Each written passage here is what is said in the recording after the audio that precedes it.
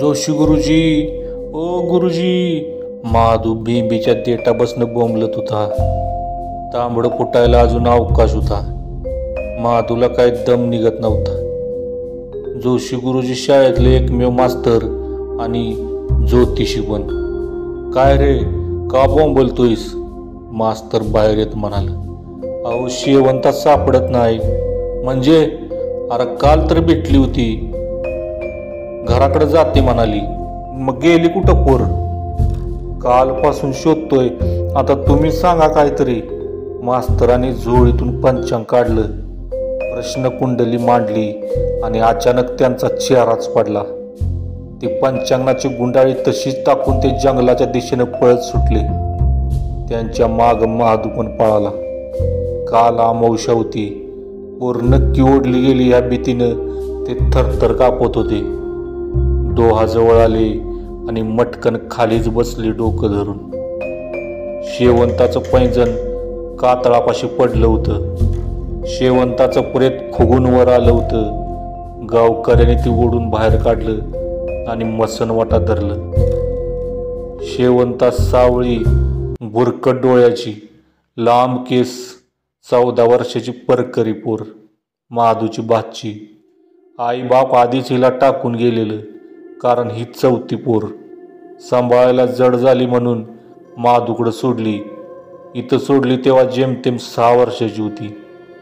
मागल्या वर्षी महादूची बायको साथीच्या रोगाने मेली आणि हिला नहान आलं. तेव्हापासून तिला महादू जास्त जपत होता आणि आज अचानक ही गेली सोडून. महादू आकरंदत राहिला. गुरुजी त्याला घेऊन आले आणि एकाकी महादूला पहिल्या वेळाचा झटका आला.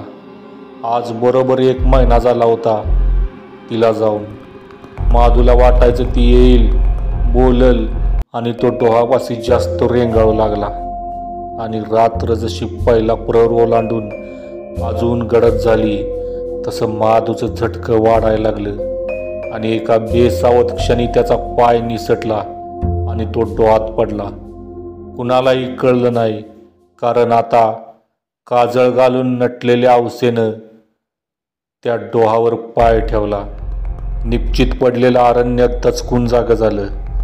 बिळातल्या पिल्लांवर ऊर धपापट उसनावसानानं गावाच्या दिशेनं पळत सुटलं. त्यातच एक डुक्कर गावाची वेस ओलांडून शेतात घुसलं. शिरप्यात असा हट्टाकट्टा गडी आणि अंधाराचं भय कधीच वाटलं नाही, कारणही तसंच होतं. मसनातल्या राम्यानी गण्याचं हे तगलेलं 5वं आणि शेवटचं पोर. अशाच एका पावसात त्याचा बाप ह्या जंगलात गेला, तो कायमचाच. आणि पाठची 4 पोरं साथीच्या रोगानं. मग एक दिवस रामीनंही जीव सोडला, तेव्हा शिरप्या फक्त 6 वर्षाचा होता. गावातल्या पाटलांनी पोटी पोर नाही म्हणून खूप नवस केलं होतं. मग गावातल्या भक्तानं देवीला कवल लावला आणि पाटलाला सांगितलं, ह्या पोराला सांभाळ, म्हणजे याच्या आईच्या आशीर्वादानं पोर होईल. आणि हा घरी येताच वर्षात पाळणा हल्ला. तेव्हापासून हा पाटलाच्या काळजाचा तुकडा होता. आता चांगला तरुण पैलवानगडी झाला होता म्हणून शेतातल्या घरात. पण आजची आवस विचित्रच होती. हजारो वर्षात असा मूर्त यायचा, जेव्हा आवस एका बाईच्या रूपात डोहातून बाहेर यायची आणि मग गावात बळी जायचा डोहाला. जर आपणहून कुणी जीव दिला आणि डोहाला तो मान्य नसेल तर तो बुडू द्यायचा नाही. पण पौर्णिमा आणि अमावस्या या दिवशी मात्र एक बळी जायचाच. आवस उठली. तिच्या लांब काळ्या नागिनीसारख्या बटा सावरल्या. डोहाच्या बाजूला एक मोठा कातळ होता. गेलेला बळी रात्री डोह पाण्यावर आणत असे. मग बाजूच्या पिंपळावरचा खवीस त्याची कवटी फोडे. त्या रक्ताचे अगणित अभिषेक जेलून तो कातळ त्याचा मूळ काळा रंग विसरून गेला होता. तिनं डोहात बोट बुडवून कातळावर रुतवलं आणि आपल्या पांढऱ्या फटक कपाळावर गोल फिरवलं. हेच तिचं कुंकू. अंगात गर्द हिरवी साडी. गावात कुणाचाही जन्म झाला तर डोहाशी ओटी येई, हौसेचा मान म्हणून. त्याच्या उरलेल्या बांगड्या, नि गळ्यात काळा धागा. कुमारिकाच होती ती, युगानयुग प्रतीक्षेत. रानातली जनावरही आज बाहेर पडत नव्हती. तिच्या नजरेला जो पडेल तो तिचा घास होणार.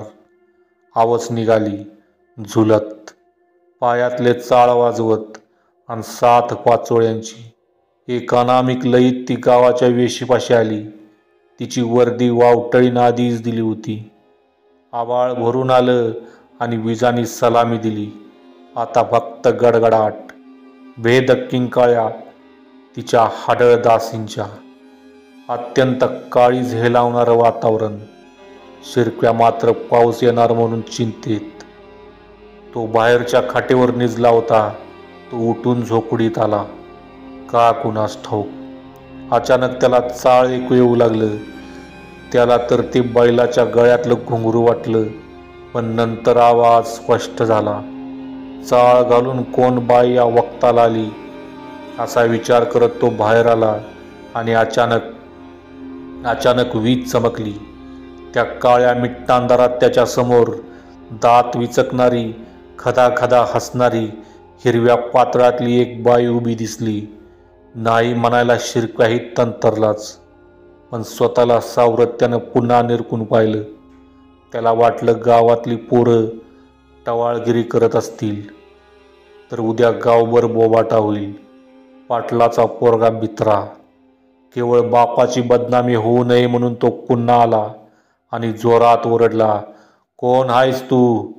म्या शिरप्याय. आज पहिल्यांदाच कुणीतरी आवसेसमोर न घाबरता उभा होता. तिला शिरप्या आवडला. पावसानं भिजलेलं तिचं रांगडं रूप, चाड भोवया, रुंद कपाळ, कानात बाळी, रुंद खांदे, मान, पाण्याच्या असंख्य पागोळ्या त्याच्या शरीरावरून कोसळणाऱ्या आणि त्याच्या प्रत्येक अवयवाशी सलगी करणाऱ्या. अचानक तिची विखारी नजर थिजली, मग जराशी निवळली आणि मग मनात भरलं हे पाखरू. शिकार तर होणार, बळीही मिळणार, पण तिच्या गरजा भागवून. ती पुन्हा हसली, पण आता गूढ हसली, अनाकलनीय. तिच्या नजरेत तो पुरता अडकला, तिच्या जवळ आला. इतरांना भेसूर भयानक वाटणारी ती त्याला मात्र अप्सरा भासली. रानबूल पडली तिला कारभारीण करायची ह्याच विचारानं पछाडला गेला आणि तिच्या अजून जवळ येत त्यानं तिच्या समोर येत तिला विचारलं, कारभारीण होशील ह्या पाटलाची? तिनं मान खाली घातली आणि त्यानं होकार समजून आपल्या गळ्यातली सोन्याची चेन तिच्या गळ्यात घातली. तिनं क्षणात पुन्हा वर पाहिलं आणि त्यानं तिला कवेत घेतलं. बेसावत त्याला तिनं झोपडीत नेलं आणि त्याच्यावर हक्क गाजवू लागली.